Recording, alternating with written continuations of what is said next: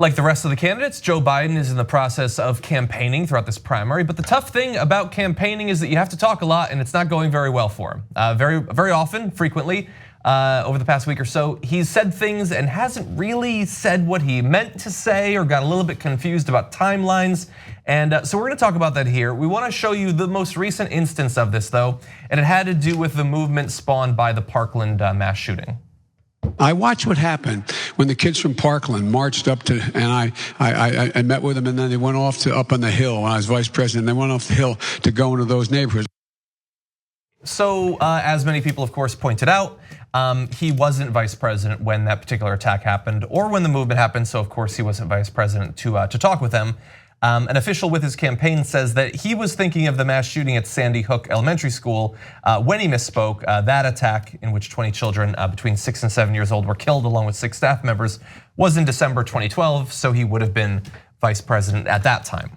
Well, so first of all, when I saw it, I was like, not in the category of gaffe. So let's talk about the different kinds of things that a candidate can say wrong and put them into categories so we have clarity. So when Biden says we're going to support truth over facts, clear gaffe, that doesn't make any sense. He just misspoke, right? It's a George Bushism. Yes, and so that's I think fairly clear and obvious. When he says poor kids can be just as smart as white kids, well, that might go to state of mind. So I would have that in a different category, right? Yes, you blurted that out by accident and he immediately fixed it, but why was that even in your head? So that's a slight, and this one is a third category where I'm worried about you, right? You were not vice president during Parkland. That's a really weird thing to say. And then nice job by your spokespeople of trying to cover for it by saying, oh, he was thinking of Sandy Hook when he was vice president. Well, that makes sense. And that seems like a pretty good excuse, and maybe it's true. Until you watch the video, which you just watched. He talked about the marches. The marches were definitely the Parkland kids. Yeah. So I'm worried about him. So yeah, I mean this is a tough one because I have to understand going into analyzing a story like this that I am not a Joe Biden supporter, and so I'm inclined to be more critical of him than I am of some other candidates, and so we think that he really imagined a time in which those marches happened and they came up and him and Obama were standing there. If that is true, that is not a small problem. Yeah. That seems like a pretty significant one. Well, I actually think that we're relatively unbiased about this. I don't support Joe Biden for winning the Democratic nomination. I'm super clear about that. But on the other hand, we're certainly not in any way, shape, or form right-wingers. And so I thought Hillary Clinton was definitely the wrong candidate, but when people were saying that she was having aneurysms, it's like, no, she's not, you're making that up. And of course I was right about that. By the way, some people still haven't let that go on the right or the left, right? It's been years. It's been, when is the aneurysm coming? Okay, but so, no, I would like to think that we're super fair about the facts.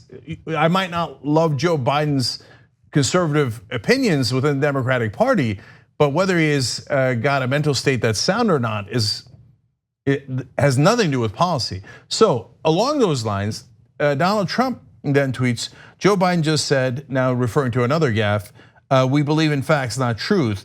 Does anybody really believe he's mentally fit to be president? We are playing in a very big and complicated world. Joe doesn't have a clue. To which I would say, are you kidding?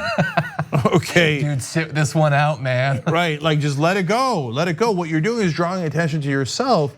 So this is if what they say about Biden is true, it's gonna be a battle of dotards, right? Like Trump is the most mentally unfit person to ever serve in any public office in America, let alone president. You're talking about the world is complicated. You're the idiot who came out and said nobody knew healthcare was this complicated. Everyone knew that except you, dotard, right?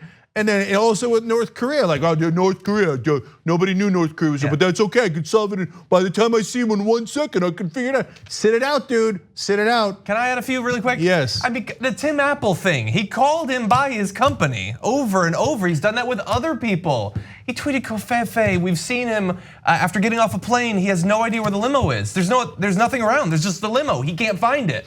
His brain is melting out of his ears and he's criticizing Joe Biden. Now that does not mean that Joe Biden doesn't have a problem, but there is only one person who should not be criticizing Joe Biden, and it's the president.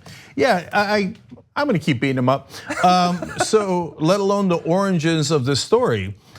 Okay, it's true. He said oranges instead of origins like 4 times. And what's amazing is in the midst of that, he once said origins. So he knows the word origins. Well, one more. Yeah. He was at a big meeting. The video cameras are rolling. He's like, I think it was Rudy Giuliani. I forget, it might have been Lindsey Graham, but he says, this person, Rudy Giuliani's been doing a great job. He's wonderful. Where is he? Where is he? He was directly across from him and he couldn't find him. Yeah, I like that whenever any host on this network has a question of fact, they don't look to me. They always look to the stage manager. Like, well, he might know. I mean, Cenk's not gonna know, but he might know. To be fair, we don't trust the government. We don't trust each other. Yeah, to be fair, we have the smartest stage managers in the business by a long shot. But anyways, another one that's just fun. It wasn't as big a deal. Was have you ever seen him leave the umbrella behind? And like when he's getting into Air Force One, he's like, "What do I do with this thing? I can't bring. I don't know. Just leaves it." Okay, you know why though? Because he has regressed to a pre-infant stage. He doesn't have object permanence. He thinks that when he stops holding it, it's gone from the universe. I'm a very stable genius. Yeah, who says that? Who says that? All right, anyway, last one. He thinks wind causes cancer. No one should ever let that go. On that statement alone, he should be impeached. We have a lunatic for a president, totally mentally unfit to be president. Anyway, so with that in mind, back to Biden, why would we put up the guy most similar to Trump against Trump?